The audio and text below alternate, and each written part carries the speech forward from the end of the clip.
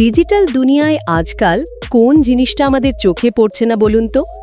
YouTube খুললেই video শুরুতে একটা দারুণ ইন্ট্রো, টিভির বিজ্ঞাপনে নড়াচড়া করা পণ্য, মোবাইলের গেমে দৌড়ানো চরিত্র, এমনকি সিনেমার পর্দায় বিশাল এফেক্টস, প্রায় সবখানে কিন্তু অ্যানিমেশনের ছোঁয়া, তাই না? একদম। অ্যানিমেশন এখন সবখানে। আর এই জনপ্রিয়তার কারণে অনেকের মনে প্রশ্ন জাগে, অ্যানিমেশন শিখে কি আসলে একটা ভালো কেরিয়ার গড়া সম্ভব? মানে দেশে বা বিদেশের বাজারে এর চাহিদা কেমন, আয় রোজগারের সুযোগ কতটা? চলুন আজ অ্যানিমেশনের দুনিয়ায় একটু গভীরে ডুব দেওয়া যাক আর এই প্রশ্নগুলোর উত্তর খোঁজা যাক। অবশ্যই। আচ্ছা, শুরুতেই একেবারে সহজ করে বুঝি অ্যানিমেশন জিনিসটা আসলে কি। এটা হলো গিয়ে স্থির ছবি বা কোনো বস্তুকে পরপর এমনভাবে সাজিয়ে দেখানো যাতে আমাদের চোখে মনে হয় ওটা নড়ছে বা জীবন্ত হয়ে উঠেছে। ধরুন একটা কার্টুন চরিত্র কথা বলছে বা কোনো গ্রাফিক্স পর্দায় ভেসে উঠছে, এই যে দেখার ইলুশন, মানে একটা ভ্রম তৈরি হচ্ছে, এটাই অ্যানিমেশন। আসলে ছবিগুলোকে খুব দ্রুত পরিবর্তন করে চোখের সামনে একটা চলমান দৃশ্য তৈরি করাই এর মূল কারসাজি। ও আচ্ছা, তার মানে শুধু কার্টুন নয়, আরও অনেক কিছুই এর আওতায় পড়ে। আর এই অ্যানিমেশনের তো অনেক রকম ফের আছে, তাই না? কয়েকটা জনপ্রিয় ধরন নিয়ে কথা বলা যাক। প্রথমেই আসি 2D, মানে 2D অ্যানিমেশনের কথায়। হ্যাঁ, 2D অ্যানিমেশন। এটা তো মনে হয় আমাদের সবার খুব পরিচিত। ছোটবেলায় দেখা টম অ্যান্ড জেরি বা আমাদের দেশের মিনা কার্টুন, এগুলো তো ক্লাসিক 2D উদাহরণ। এখানে চরিত্র বা সবকিছু ফ্ল্যাট বা সমতল দেখায়, মানে শুধু দৈর্ঘ্য আর প্রস্থ থাকে। এখনকার ইউটিউব ভিডিও বা ধরন শিক্ষামূলক কন্টেন্ট বা সোশ্যাল মিডিয়ার বিজ্ঞাপনেও কিন্তু এর ব্যবহার প্রচুর দেখি আমরা। একদম। 2Dর একটা ক্লাসিক আবেদন আছে, আর এটা কিন্তু এখনো খুব প্রাসঙ্গিক। আর টেকনিক্যালি বলতে গেলে অ্যাডোবি অ্যানিমেট, মোহো বা টুনবুম হারমোনির মতো সফটওয়্যারগুলো 2D কাজের জন্য খুব জনপ্রিয়। একটা বড় সুবিধা হলো 3D তুলনায় এটা তুলনামূলকভাবে সহজে শেখা যায়। তাই যারা অ্যানিমেশন জগতে নতুন আসতে চান, তাদের জন্য 2D একটা দারুণ স্টার্টিং পয়েন্ট হতে পারে। বাজারের কাজের চাহিদাও বেশ ভালো, বিশেষ করে অনলাইন আর লোকাল মার্কেটে।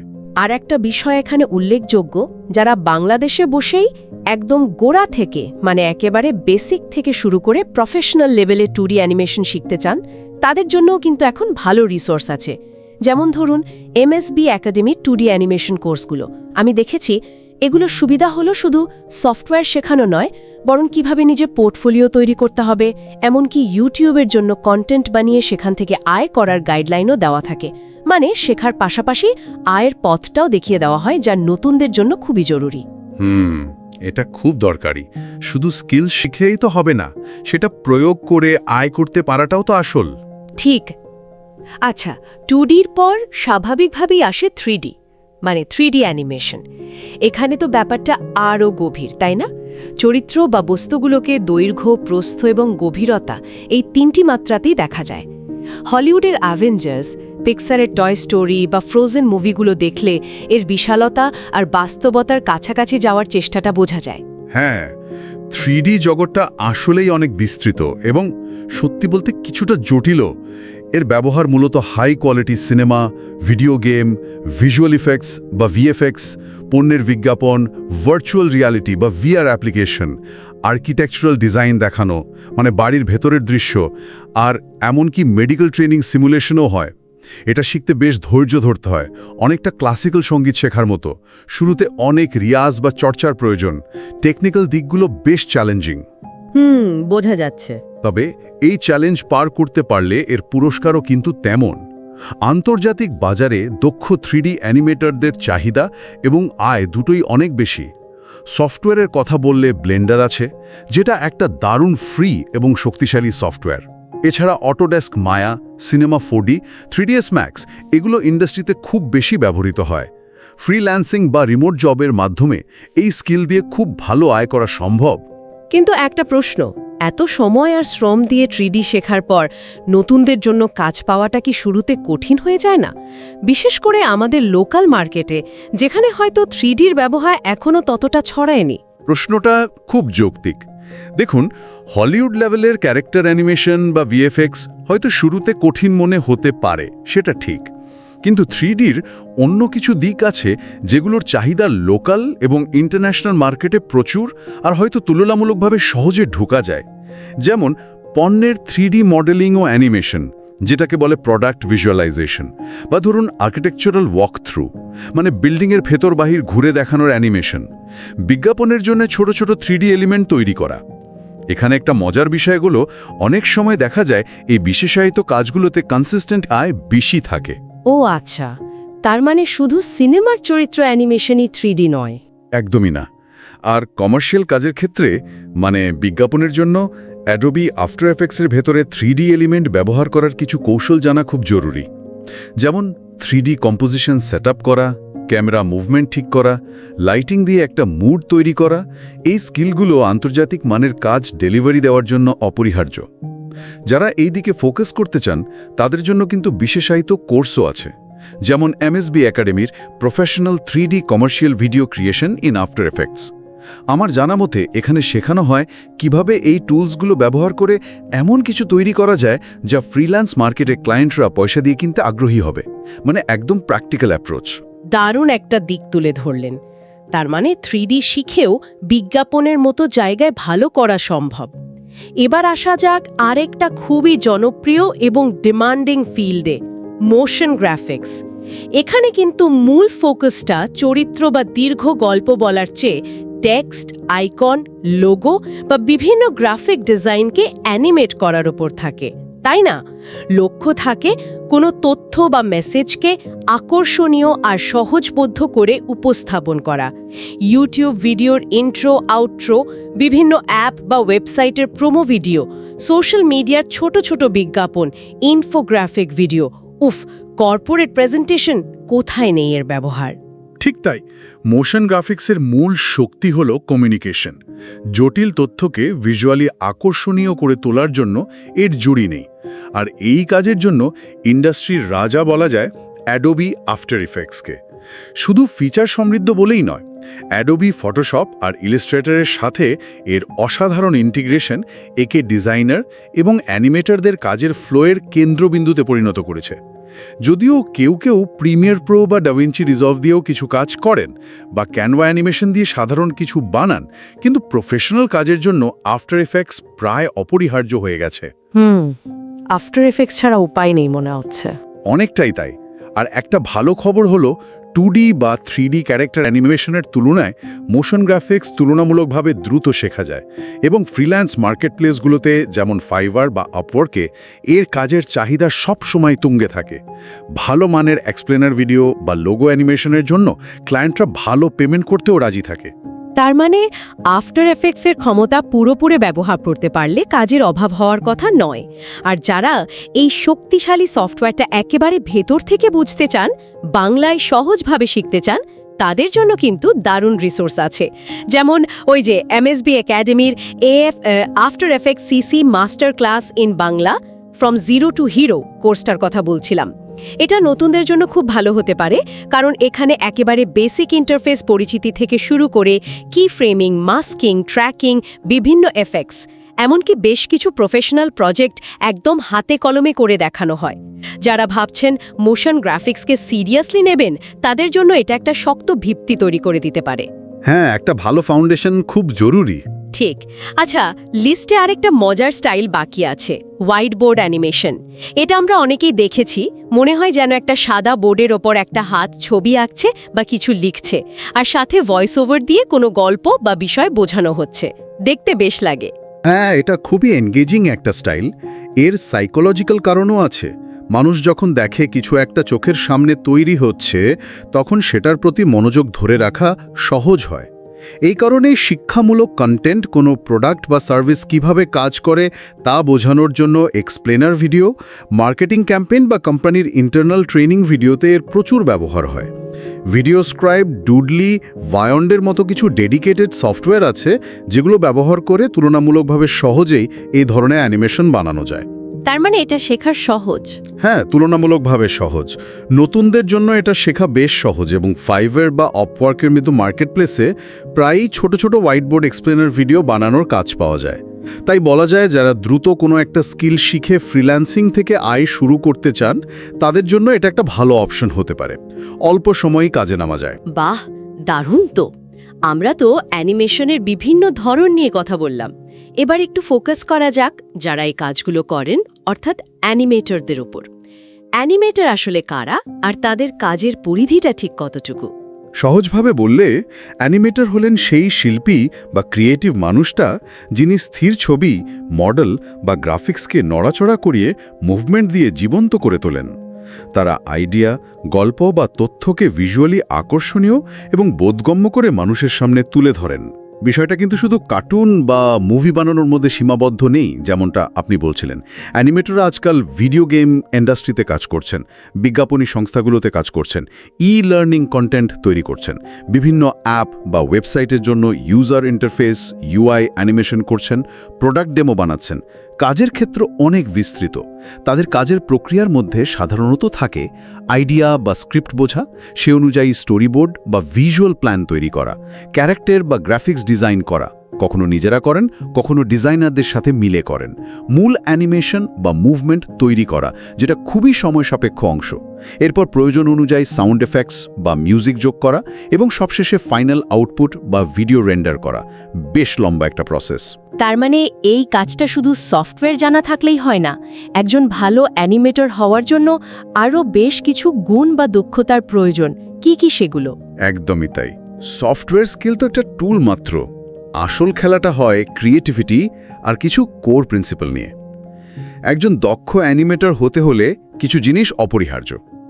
প্রথমত, ভিজুয়াল সেন্স ও ড্রয়িং স্কিল। ডিজাইন সম্পর্কে ভালো ধারণা থাকা, রঙের ব্যবহার বোঝা আর অন্তত বেসিক স্কেচিং বা ড্রয়িং করতে পারাটা খুব সাহায্য করে। মুভমেন্টগুলো কেমন হবে তা আগে থেকে কল্পনা করার ক্ষমতাটাও জরুরি। দ্বিতীয়ত, সফটওয়্যার দক্ষতা। যে ধরনের অ্যানিমেশন করবেন সেটার জন্য প্রয়োজনীয় সফটওয়্যারে, যেমন 2D জন্য অ্যানিমেট, 3D জন্য ব্লেন্ডার, মায়া, মোশন গ্রাফিক্সের জন্য আফটার এফেক্টস, দক্ষ হতে হবে। এটা তো লাগবেই। অবশ্যই। তৃতীয়ত, স্টোরি টেলিং বা গল্প বলার ক্ষমতা। অ্যানিমেশন তো শুধু ছবি নড়াচড়া করা নয়, এর মাধ্যমে একটা গল্প বলা বা একটা মেসেজকে কার্যকরভাবে দর্শকের কাছে পৌঁছে দেওয়াটাই আসল উদ্দেশ্য। চতুর্থত, টাইমিং ও মুভমেন্টের বোধ। অ্যানিমেশনের প্রাণ হলো টাইমিং। কখন কোনো জিনিস কত দ্রুত নড়বে, কোথায় থামবে, কোথায় বাউন্স করবে, এই বোধটা খুব জরুরি। বাস্তব জীবনের ফিজিক্স এবং মুভমেন্ট ভালোভাবে পর্যবেক্ষণ করলে এই সেন্স তৈরি হয়। এটা মনে হয় খুব গুরুত্বপূর্ণ। পঞ্চমত, সাউন্ড ও মিউজিকের ব্যবহার। সঠিক সাউন্ড ইফেক্ট আর ব্যাকগ্রাউন্ড মিউজিক একটা সাধারণ অ্যানিমেশনকেও অসাধারণ করে তুলতে পারে।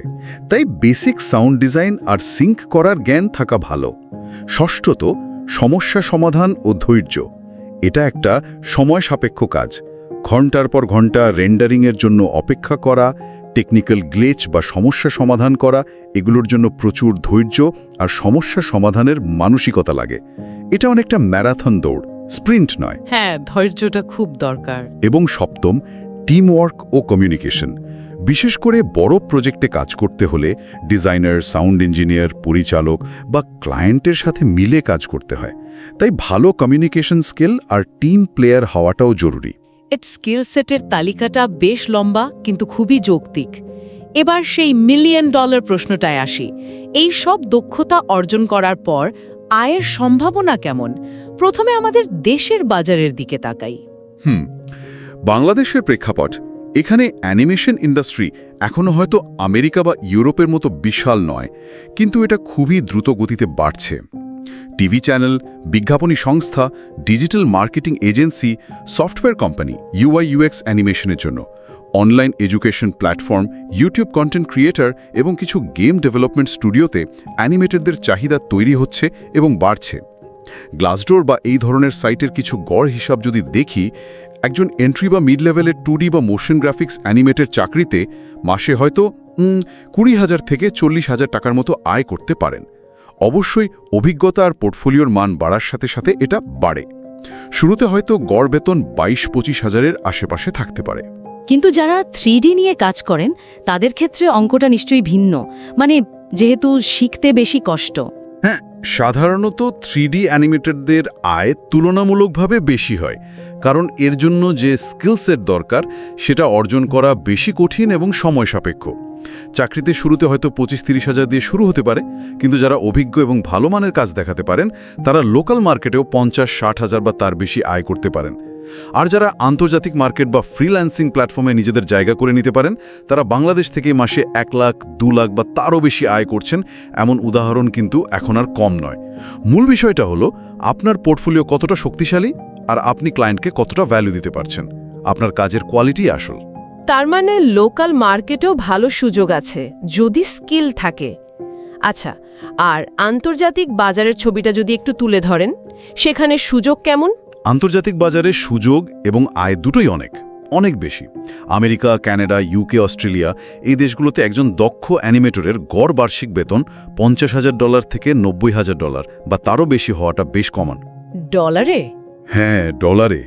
বাংলাদেশি টাকায় হিসাব করলে এটা মাসিক প্রায় 4 লাখ থেকে 8 লাখ টাকার কাছাকাছি বা তারও বেশি। আর যারা খুবই অভিজ্ঞ, বিশেষ করে ফিল্মের VFX, হাই এন্ড গেমিং বা ক্যারেক্টার অ্যানিমেশনে স্পেশালাইজড, তাদের আয় বছরে $100,000 ছাড়িয়ে যাওয়াটা অস্বাভাবিক নয়, মানে প্রায় কোটি টাকার কাছাকাছি। ওয়াও! তার মানে আন্তর্জাতিক ক্লায়েন্টদের সাথে ফ্রিল্যান্সিং করে আয় করার বিশাল সম্ভাবনা আছে বাংলাদেশ থেকে বসেই। নিঃসন্দেহে আপওয়ার্ক, ফাইভার, টপটাল বা সরাসরি ক্লায়েন্ট খুঁজে নানাভাবে কাজ করা যায়। একজন ভালো 2D বা মোশন গ্রাফিক্স অ্যানিমেটর ঘন্টা প্রতি $20 থেকে $50 বা তার বেশি চার্জ করতে পারেন। আর দক্ষ 3D বা VFX আর্টিস্টদের ক্ষেত্রে এই রেট $50 থেকে $100 প্লাস হওয়াও সম্ভব। যদি কেউ ফুল টাইম ফ্রিল্যান্সিং করেন এবং নিয়মিত ভালো প্রজেক্ট পান, তাহলে মাস শেষে $2-3 হাজার থেকে শুরু করে $5-7 হাজার বা তারও বেশি আয় করা একেবারে সম্ভব। মানে বাংলাদেশি টাকায় প্রায় 2 লাখ থেকে 7 লাখ টাকা বা তারও বেশি। এটা তো দারুণ খবর। তবে এই পর্যায়ে কাজ করতে হলে নিশ্চয়ই শুধু টেকনিক্যাল স্কিলের বাইরেও কিছু জিনিস জরুরি, যেমন ধরুন ভাষার দক্ষতা। অবশ্যই। আন্তর্জাতিক ক্লায়েন্টদের সাথে কাজ করতে হলে প্রথমত খুব ভালো ইংরেজি কমিউনিকেশন স্কিল দরকার। শুধু কথা বলা নয়, ক্লায়েন্টের রিকোয়ারমেন্টস ঠিকমতো বোঝা এবং নিজের আইডিয়া ক্লিয়ারলি প্রেজেন্ট করাটাও জরুরি। ইমেল লেখা, মিটিং করা এগুলো লাগবেই। দ্বিতীয়ত, লেটেস্ট সফটওয়্যার এবং টেকনিক সম্পর্কে আপ টু ডেট থাকতে হবে। টেকনোলজি খুব দ্রুত বদলায়। তৃতীয়ত, প্রফেশনালিজম, মানে ডেডলাইন মিস না করা, কাজের কোয়ালিটি বজায় রাখা, ফিডব্যাক গ্রহণ করে কাজ ইমপ্রুভ করা, এই বিষয়গুলো খুব গুরুত্বপূর্ণ। ক্লায়েন্টের ভরসা অর্জন করতে হয়। ঠিক। তাহলে একজন তরুণ অ্যানিমেটরের জন্য কোন পথটা বেশি সম্ভাবনাময় মনে হয়? শুরুতে চাকরি নাকি সরাসরি ফ্রিল্যান্সিং? আয়ের দিক থেকে কোথায় গ্রোথ বেশি? দেখুন, দুটো পথের নিজস্ব সুবিধা এবং চ্যালেঞ্জ আছে। চাকরিতে একটা নিয়মিত আয়ের নিশ্চয়তা থাকে, একটা টিমের সাথে কাজ করার অভিজ্ঞতা হয়, ইন্ডাস্ট্রি স্ট্যান্ডার্ড এবং প্রসেসগুলো শেখা যায়। এটা একটা ভালো শেখার জায়গা হতে পারে, বিশেষ করে শুরুতে। কিন্তু এখানে হয়তো আয়ের গ্রোথটা কিছুটা ধীরগতির হতে পারে, মানে বাধা ছকে চলে। অন্যদিকে ফ্রিল্যান্সিংয়ে আয়ের সম্ভাবনা প্রায় অসীম। আপনি যত ভালো কাজ করবেন, যত ভালো ক্লায়েন্ট ম্যানেজ করতে পারবেন, তত বেশি আয় করতে পারবেন। নিজের সময় অনুযায়ী কাজ করার স্বাধীনতা থাকে, কিন্তু এখানে কাজ পাওয়ার জন্য বেশ প্রতিযোগিতা করতে হয়। নিজেকে বা নিজের কাজকে সুরেখে মার্কেটিং করতে হয় এবং আয়ের একটা অনিশ্চয়তাও থাকে, বিশেষ করে প্রথম দিকে। কাজ খোঁজাটাও একটা কাজ। আমার কাছে মনে হয় অনেকেই হয়তো এই দুটো পথের একটা মিশ্রণ বেছে নেন। যেমন শুরুতে কিছুদিন চাকরি করে অভিজ্ঞতা সঞ্চয় করা, একটা ভালো পোর্টফোলিও বানানো, কিছু নেটওয়ার্ক তৈরি করা, তারপর আস্তে আস্তে ফ্রিল্যান্সিংয়ের দিকে শিফট করা। এটা একটা বেশ কার্যকর কৌশল হতে পারে, তাই না? রিস্ক কম থাকে। একদম, এটা খুবই স্মার্ট একটা অ্যাপ্রোচ। চাকরির অভিজ্ঞতা ফ্রিল্যান্সিংয়ের সময় ক্লায়েন্ট কমিউনিকেশন, প্রজেক্ট ম্যানেজমেন্ট এবং টাইম ম্যানেজমেন্টে খুব কাজে দেয়। একটা শক্ত ভিত্তি তৈরি হয়। আমিও এটাই সাজেস্ট করি অনেককে। আচ্ছা, যারা অলরেডি এই পথে হাঁটছেন বা সবে শুরু করেছেন, তাদের আয় বাড়ানোর জন্য বা কেরিয়ারে দ্রুত এগোনোর জন্য আপনার কি পরামর্শ থাকবে? কিছু টিপস যদি দেন। অবশ্যই। কয়েকটা বিষয় সবসময় মাথায় রাখা জরুরি। 1, কখনো শেখা থামাবেন না। অ্যানিমেশন ফিল্ডটা খুব ডাইনামিক। নতুন সফটওয়্যার আসছে, নতুন টেকনিক আসছে, নতুন ট্রেন্ড তৈরি হচ্ছে। তাই ইউটিউব টিউটোরিয়াল দেখা, অনলাইন কোর্স করা, যেমন এমএসবি একাডেমিতে বিভিন্ন স্পেশালাইজড কোর্স আসে প্রায়, সেগুলোর দিকে খেয়াল রাখা, ওয়ার্কশপে অংশ নেওয়া, প্রফেশনালদের কাজ ফলো করা, এগুলো চালিয়ে যেতে হবে। স্কিল যত ধারালো হবে, আপনার ভ্যালু তত বাড়বে। আপডেটেড থাকাটা মাস্ট। একদম। 2, আপনার সেরা কাজগুলো দিয়ে একটা দারুণ পোর্টফোলিও বানান এবং সেটা সবার সামনে তুলে ধরুন। বেহান্স, ড্রিবল, আর্টস্টেশন বা নিজের একটা ওয়েবসাইট, যেখানেই হোক আপনার কাজগুলো সুন্দরভাবে প্রেজেন্ট করুন। লিঙ্কডইন প্রোফাইলটাকে প্রফেশনালি সাজান। মনে রাখবেন, আপনার পোর্টফোলিওই আপনার ডিজিটাল সিভি। ক্লায়েন্ট আগে এটাই দেখবে। Right, portfolio is king. হ্যাঁ। 3, নেটওয়ার্কিং করুন এবং সম্পর্ক তৈরি করুন। বিভিন্ন অনলাইন ফোরাম, ফেসবুক বা ডিসকর্ড গ্রুপে অ্যাক্টিভ থাকুন, নিজের কাজ শেয়ার করুন, অন্যদের কাজে গঠনমূলক ফিডব্যাক দিন। ইন্ডাস্ট্রি ইভেন্টে অনলাইন বা অফলাইনে অংশ নিন। পুরনো ক্লায়েন্টদের সাথে ভালো সম্পর্ক বজায় রাখুন, কারণ রিপিট বিজনেস আর রেফারেল আয়ের একটা বড় উৎস হতে পারে। শুধু কাজ খুঁজবেন না, সম্পর্ক তৈরি করুন। মানুষের সাথে মেশাটাও জরুরি। চমৎকার কিছু পরামর্শ। তাহলে পুরো আলোচনা থেকে এটা স্পষ্ট যে অ্যানিমেশন শুধু দেখার জন্য আকর্ষণীয় একটা শিল্প মাধ্যমই নয়, বরং বর্তমান ডিজিটাল যুগে এটা একটা অত্যন্ত সম্ভাবনাময় এবং লাভজনক ক্যারিয়ারও বটে। যদি সঠিক দক্ষতা অর্জন করা যায়, সাথে থাকে ধৈর্য, অনুশীলন আর ক্রিয়েটিভিটি, তাহলে বাংলাদেশ থেকেই আন্তর্জাতিক মানের কাজ করা এবং খুব ভালো আয় করা সম্ভব। চাকরি বা ফ্রিল্যান্সিং দুটো পথে এখানে সুযোগ অপেক্ষা করছে। একদম ঠিক। সবচেয়ে জরুরি হলো নিজের কাজের প্রতি ভালোবাসা আর সেটাকে ক্রমাগত আরও ভালো করার চেষ্টা চালিয়ে যাওয়া। স্থির ছবি বা একটা ধারণাকে জীবন্ত করে তোলার যে আনন্দ, সেটার সাথে যখন ভালো আয় যোগ হয়, তখন সেটা একটা অসাধারণ পেশায় পরিণত হয়।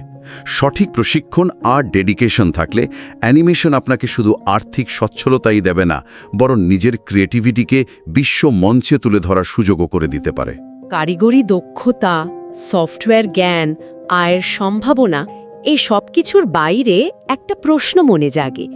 অ্যানিমেশনের এই শক্তিশালী ভিজুয়াল মাধ্যম ব্যবহার করে আমরা আমাদের এই অঞ্চলের মানুষ আমাদের নিজেদের গল্প, সংস্কৃতি বা এমন কোনো ইউনিক দৃষ্টিভঙ্গি কি বিশ্ব দর্শকদের সামনে তুলে ধরতে পারি, যা তারা আগে দেখেনি বা শোনেনি?